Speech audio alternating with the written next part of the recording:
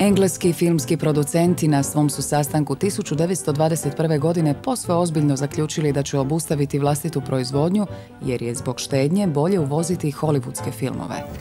Neki je starčić tada uzbuđeno povikao: Engleska ne smije ostati bez svojih filmova.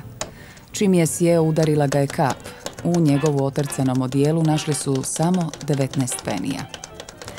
Nesretnik je bio zaboravljeni brightonski urar William Freeze Green, koji je prije Edisona i braće Lumière izumio kinematograf.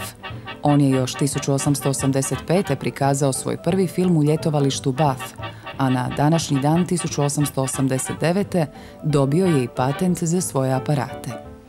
Gledatelji u Bathu pokretne slike smatrali su običnom prijevarom. Kažu da se neka gospođa toliko razljutila da je kišobranom probušila platno i gotovo istukla izumitelja. I danas se mnogi prepiru gdje je zapravo nastala kinematografija. Povijesna je istina da je upravo Freeze Green prvi u svijetu izumio kameru i projekcijski aparat. Domišljatom je uraru najveći problem bio fotomaterijal koji bi se dao savijati. Ispočetka je upotrebljavao papir namočen u ricinusovo ulje, a zatim tek izumljeni celuloid za koji nitko nije znao čemu bi uopće poslužio. Filmom zaneseni urar nije našao financijere koji bi poduprli njegov povijesni izum, pa je njegova aparatura završila kao izložak muzeja u Kensingtonu. Umjesto da se bori za svoj kinematograf, Freeze Green se igrao drugim izumima.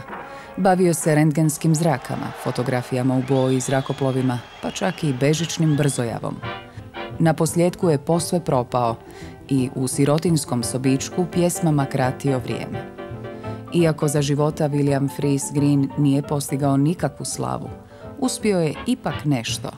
Producenti su poslušali njegov savjet, pa se engleska kinematografija nije predala Hollywoodu.